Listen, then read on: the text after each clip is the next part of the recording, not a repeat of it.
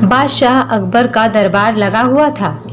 सभी दरबारी मिलकर किसी खास योजना पर मंत्रणा कर रहे थे। तभी दरबार में एक कारीगर उपस्थित होता है। उसकी प्रसिद्धि दूर दूर तक फैली हुई थी। वह कारीगर बादशाह अकबर के लिए बहुत सारे बनाए हुए उपहार लेकर आता है। बादशाह अकबर उसके बनाए हुए उपहारों को देखकर बहुत ही प्रसन्न होते हैं, बहुत खुश हो जाते हैं। वो उस कारीगर को बहुत सारी स्वर्ण मुद्राएं भेंट करते हैं, मगर वो कारीगर खुश नहीं होता। तब बादशाह कहते हैं, क्या तुम्हें ये कम लग रहे हैं, और दें?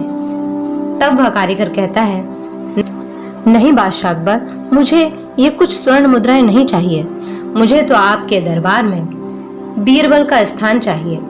मैं चाहता हूँ कि मैं उसके स्थान पर रहूं और वह बीरबल आपका राज्य छोड़कर चला जाए। क्या आप ये मुझे दे सकेंगे? तब बादशाह अकबर सोचते हैं कि अरे, इसने ये क्या मांग लिया, मैं इसे कैसे दे सकता हूँ, मैं बीरबल को नहीं छोड़ सकता। बादशाह उससे कहते हैं। तब वह कारीगर कहता है, नहीं नहीं बादशाह, मैं आपको इस धर्म संकट में नहीं डालूंगा। मैं बीरबल को एक चुनौती देता हूँ। अगर बीरबल उस चुनौती को पास कर लेता है तो बीरबल इस राज्य में ही रहेगा और मैं इस राज्य को छोड़कर चला जाऊंगा। और अगर बीरबल हार जाता है तो बीरबल को इस राज्य को छोड़कर जाना पड़ेगा। बादशाह अकबर मान लेते हैं और तभी बीरबल को दरबार में बुलाया जाता है। तभी कारीगर और बीरबल आमने सामने होते हैं। कारीगर बीरबल के सामने दरबार में 2 फूलों की मालाएं लेकर आता है और बीरबल और बादशाह अकबर को देखते हुए कहता है कि बीरबल, ये 2 फूलों की मालाएं हैं जो एक समान हैं, मगर इसमें एक फूलों की बनी हुई है असली माला और एक नकली फूलों की माला मेरे द्वारा बनाई हुई है। तुम्हें इन्हें बिना छुए, बिना सूंघे, बिना किसी स्पर्श के ये बताना है कि इसमें कौन सी माला असली है।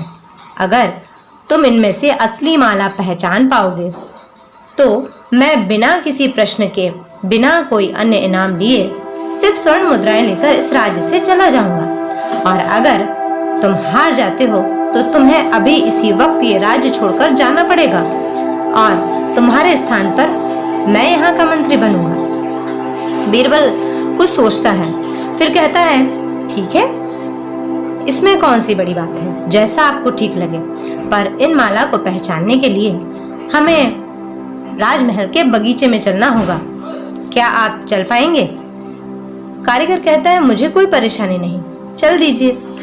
तब कारीगर और बीरबल दोनों राजमहल के बगीचे में जाते हैं।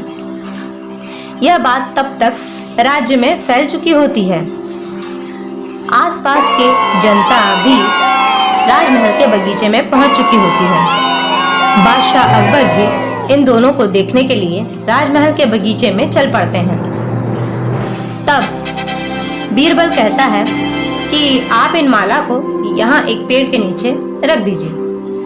तब कारीगर उन माला को वहां पर रख देता है। तब थोड़ी देर होने के बाद कारीगर कहता है, क्यों बीरबल, और कितनी देर में बताओगे? क्या इतनी देर में भी नहीं पहचान पाए कि इनमें कौन सी माला असली है और कौन सी मेरे द्वारा बनाई हुई है? मान लो अपनी हार। तब बीरबल कहता है, रुको रुको, इतनी भी क्या जल्दी है। तभी एक मधुमक्खी आती है और वो आती हुई उन दोनों में जो असली फूल की माला होती है उस पर बैठ जाती है। बस बीरबल को इसी पल का इंतजार था और बीरबल तपाक से असली माला बता देता है कि ये असली फूलों की माला है। कारीगर दंग रह जाता है कि ये कैसे हुआ। उसे विश्वास ही नहीं होता कि बीरबल कैसे भला असली माला पहचान पाता है। जब वह बीरबल से पूछता है तो बीरबल मधुमक्खी वाली बात बता देता है। बादशाह अकबर एक बार फिर से बीरबल की चतुराई देखकर बहुत प्रसन्न होते हैं। राज्य की जनता भी बीरबल की बुद्धिमत्ता देखकर बीरबल के जय जयकार लगाने लगती है और वह कारीगर शर्म से अपना मुंह नीचे कर लेता है और बादशाह की स्वर्ण मुद्राओं से ही संतुष्ट होकर उस राज्य को छोड़कर हमेशा हमेशा के लिए चला जाता है। इस कहानी से हमें ये शिक्षा मिलती है कि हमें कैसी भी विषम परिस्थिति हो, अपने दिमाग को हमेशा चौकन्ना रखना चाहिए। विषम से विषम परिस्थिति में भी हमें हमेशा सजग, सतर्क और जागरूक बने रहना चाहिए।